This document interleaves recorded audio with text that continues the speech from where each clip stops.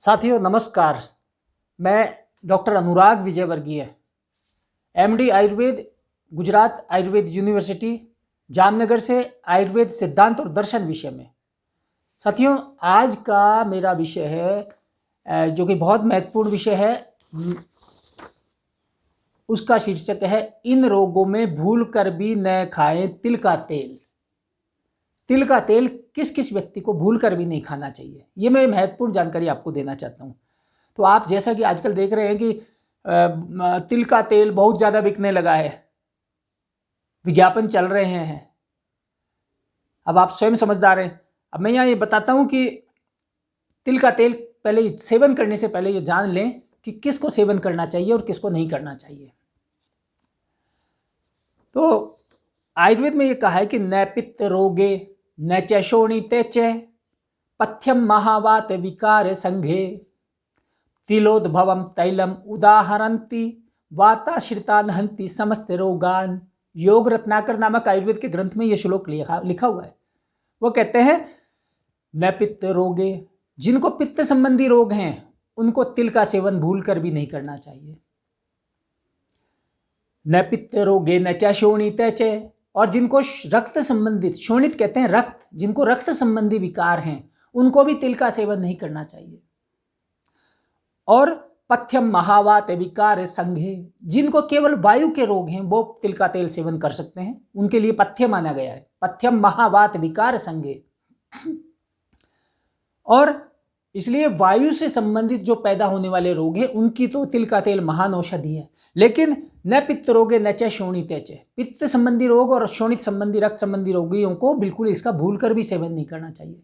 ये बहुत बड़ा रहस्य मैं आपके सामने उद्घाटित कर रहा हूँ जो हजारों वर्षों से शास्त्रों में ही छुपा हुआ है।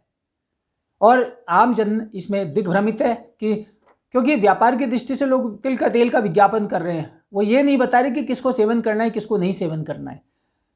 तो यहाँ पर मैं आपको बता देता हूँ कि जो ये कहा न पित्त रोगे, तो पित्त संबंधी रोग कितने हैं वो शुद्ध आयुर्वेद में बताया कि पित्त नानात्मज रोग, जो पित्त के दोष हैं, शुद्ध पित्त के दोष हैं, उसको कहते हैं चरक संहिता में ये 40 प्रकार के बताएं। अब मैं उनका नाम गिना देता हूँ। पित्त संबंधी रोग हैं, जैसे यदि आपको ये रोग है कोई भी तो आप भूल कर भी तिल का तेल सेवन नहीं करना, नहीं तो आपको नुकसान होगा। क्यों? देखिए, एक तो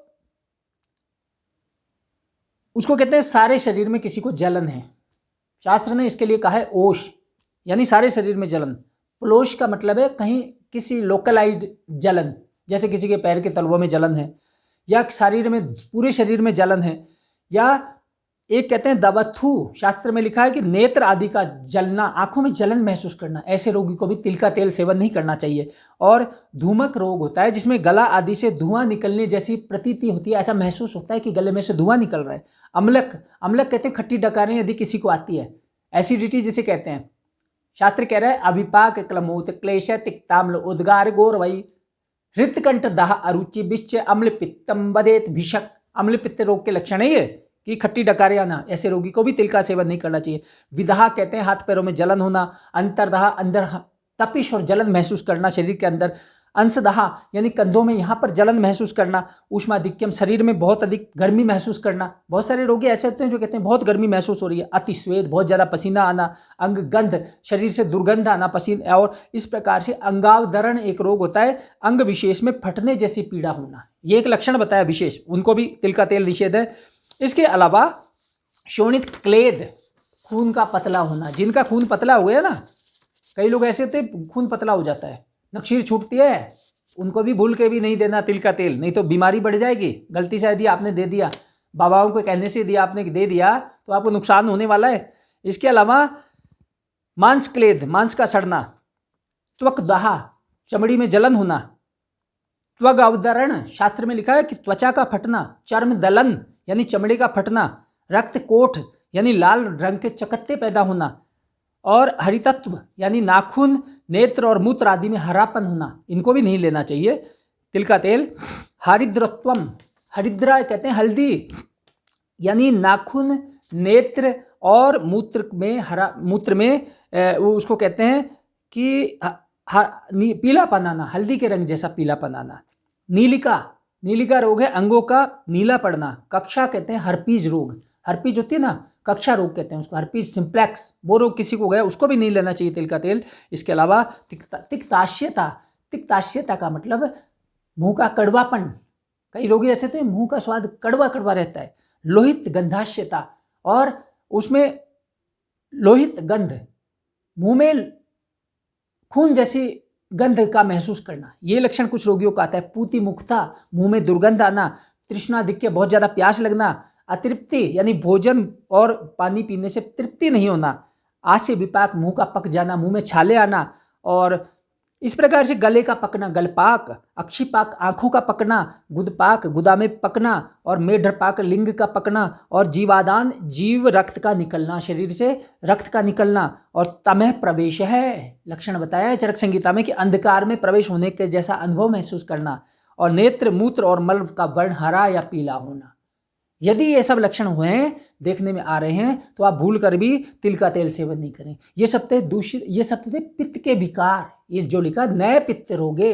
अब अगली बात है, दूसरी बात बताइए कि जो नचे शोणिते च, जो दूषित रक्त के कारण पैदा होने वाले विकार है, उनमें भी आप तिल का सेवन नहीं करेंगे। वो बताया कुष्ठ, विसार, पिपिडका, रक्त पित्तम, अस्रिक दर है, गुदमे ड्रास्य पाकश्च प्लीहा, गुल्मो अथ विद्रधि, नीलिका कामलाव्यंग है, पिप्लवस्तिलकालका, दद्रुश्चर्म दलप, श्वित्रम पामाश, कोष्ठास्त्र मंडलम, ये सब रक्त प्रदोषा जायते।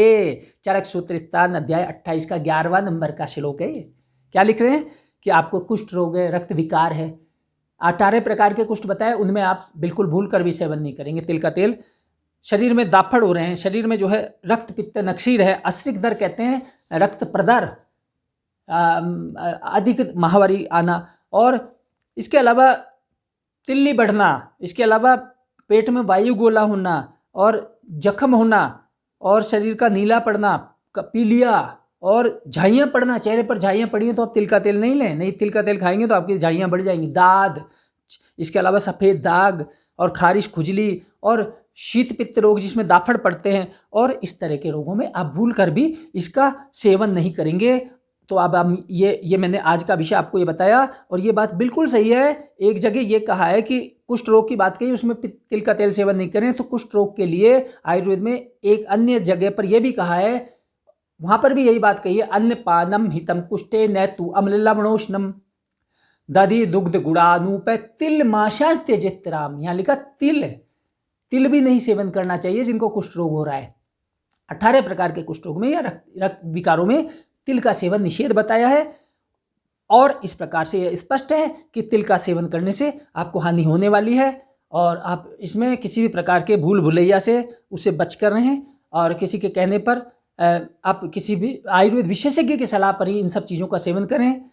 बाकी आप स्वयं समझदार हैं, और मेरा ये विषय आज मेरा यहीं विराम देता हूँ। इस विषय पर अधिक जानकारी के लिए मेरे द्वारा लिखित ये पुस्तक पढ़ सकते हैं, जीवन शैली के रोग और आयुर्वेद, और एक और पुस्तक है जिसमें इन तेलों के बारे में और छोटी छोटी बातें, आयुर्वेद के जो नियम हैं, बर्तनों के गुण क्या हैं, किस धातु के गुण क्या है, ऐसे विषय, मंत्र चिकित्सा, संगीत चिकित्सा, मेडिटेशन, हस्त मुद्रा चिकित्सा, डाइट थेरेपी, लाफ्टर थेरेपी, इन सब के बारे में विस्तार से इस पुस्तक में दिया है। इसका नाम है आयुर्वेद संपूर्ण स्वास्थ्य का आधार। ये दोनों ही पुस्तकें भारत सरकार के गृह मंत्रालय के द्वारा महामहिम राष्ट्रपति श्रीमान प्रणब मुखर्जी महोदय के कर कमलों से राष्ट्रीय पुरस्कार से नवाजी जा चुकी हैं। तो साथियों, अगली बार फिर किसी नए विषय के साथ। धन्यवाद, नमस्कार।